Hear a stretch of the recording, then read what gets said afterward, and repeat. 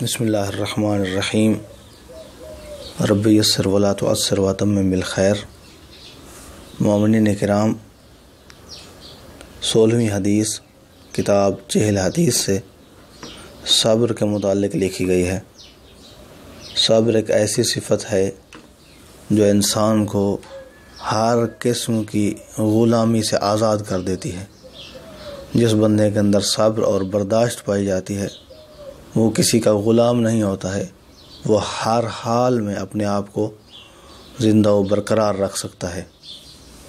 امام علیہ السلام نے خوبصورت تعبیر بیان کی ہے، جو بندہ صابر ہے اسے حر سے تعبیر کیا ہے، آزاد سے تعبیر کیا ہے۔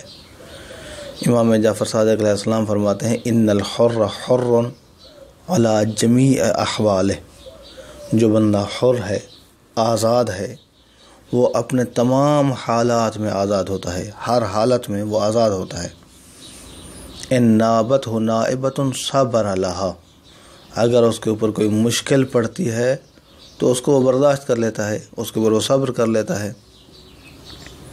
وَإِن تَضَاقَتْ عَلَيْهِ الْمَصَائِبُ لَمْ تَكْسِرْهُ، اور اگر مصیبتیں اکٹھی ہو کر اس پر آن پڑتی ہیں، لم تَكْسِرْهُ، اس کی ہمت کو نہیں توڑ سکتی ہیں۔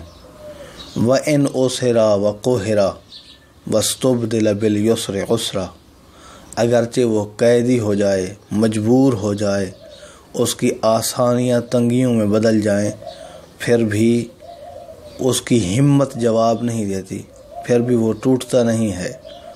جیسا کہ کما کان یوسف الصدیق الامین، جیسا کہ حضرت یوسف علیہ السلام آزاد تھے، انہیں غلام بنا لیا گیا، انہیں مجبور کر دیا گیا، انہیں قید میں ڈالا گیا، انہیں کنویں کی تاریکی میں ڈالا گیا۔ نہ کنویں کی تاریکی نے حضرت یوسف علیہ السلام کی آزادی کو چھینا، نہ کنویں کی وحشت نے حضرت یوسف علیہ السلام کی آزادی کو چھینا، اور نہ ہی وہ قید ہوئے اور مجبور ہوئے تو وہ آزاد نہیں تھے، نہیں ان کی آزادی موجود تھی، وہ ان تمام حالات میں حر تھے، یہاں تک کہ اللہ کی ذات نے اسے ملوکیت عطا کی، اسے بادشاہ بنا دیا۔ فَأَرْسَلَهُ وَرَحِمَ بِهِ أُمَّةً، تو اللہ نے اسے ایک امت کے لیے بھیج دیا اور ایک امت کی رہنمائی کا موجب بنے حضرت یوسف علیہ السلام اپنے اس صبر کی صفت کے ذریعے سے۔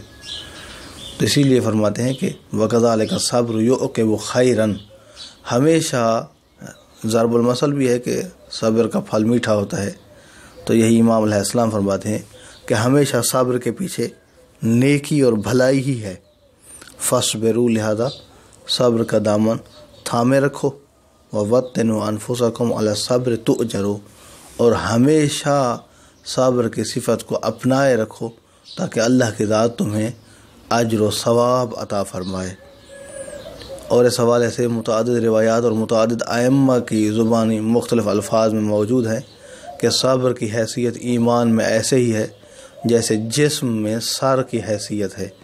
جیسا کہ جسم بغیر سر کے بیکار ہوتا ہے، ویسے ہی انسان کا ایمان بغیر صبر کے بیکار ہوتا ہے۔ دعا ہے کہ اللہ کی ذات ہمیں اس خوبصورت صفت کو اپنانے کی توفیق عطا فرمائے۔ اپنا بہت سارا خیال رکھیے گا۔